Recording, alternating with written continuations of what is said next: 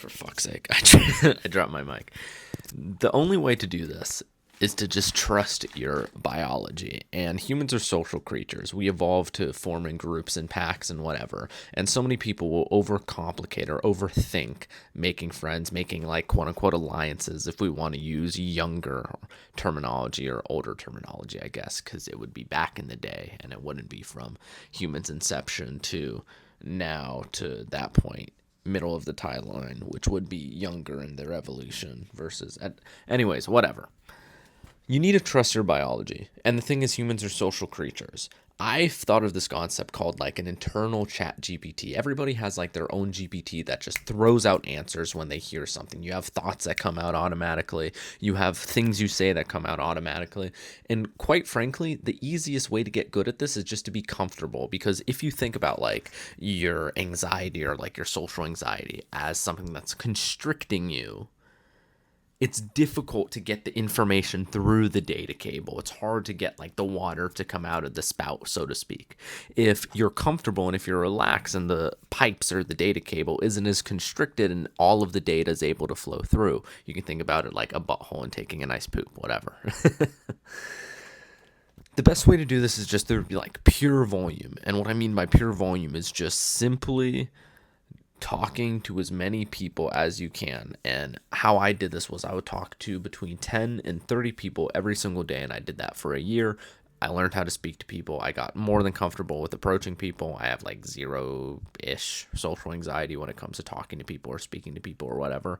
And just genuinely, like, that's the way that you do it, is just talk to so many people that you lose your anxiety. And you might be thinking like, oh, well, Brandon, like, that's scary. I don't want to do that. I'm not going to do that.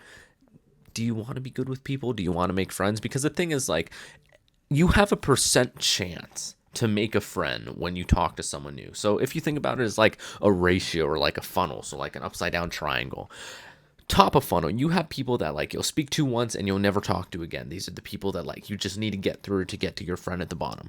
You have people that you speak to once that you'll never talk to again. Then you have people that like you only really talk to like in class, for example. So you have to have a specific class with them. You don't talk to them in lunch. You don't talk to them outside of school or work or whatever. You only talk to them like when they're around. And if you're not around them, then you never speak to them. Like, you can get really well along with them, but if you're not around them, you just don't speak to them. Then you have the people that like you actively seek out a little bit, like your tertiary friends, like not like your best friend or the people in your friend group, but the people who are like outside the friend group that when you pass you say hi to. Like, if your main friend group isn't here, you hang out with them, stuff like that. Then you have like your friend group, guys who are just together, but maybe if like your best friend wasn't there that day, or one of your other friends wasn't there that day, maybe you wouldn't hang out with this person, but like you still would hang out with them quite a bit. Then you have like your best friend.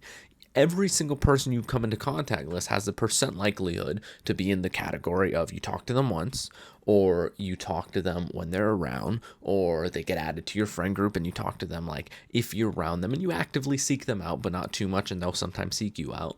Then your best friend, and then like your number one friend that you're going to have for the rest of your life. Every single person that you come across in your life has a percent likelihood to go down that funnel, to go down that path of what type of person they are in your life. And the thing is, if you don't go through as many cycles of people as you can, you're never going to get lucky in finding the person that's going to become your best friend. It's very similar for relationships. If you don't talk to a bunch of girls or get into like a bunch of different relationships, I'm not saying like go out and be a whore and do stupid stuff like red pill bullshit, but I'm saying like if you don't like go around and see what like type of people you like, or see what values you like in a relationship, or the types of relationships that you like being in, if you never go through any of those processes and you never like do that experience, it's very difficult to find a relationship that works, because you just haven't found your unlucky ones yet to get to your lucky one, to where you found the person that you're going to be with for the rest of your life. That's everything. First link in the description, I have a community. It's called SSS. Essentially, it's called like the Student Strength School, and it's essentially just helping young guys build like a nice aesthetic physique while you're still in school. And also there's courses on socialization and all that type of stuff. So, yep, you can join that. First link in the description. But otherwise, bye-bye. Badoop.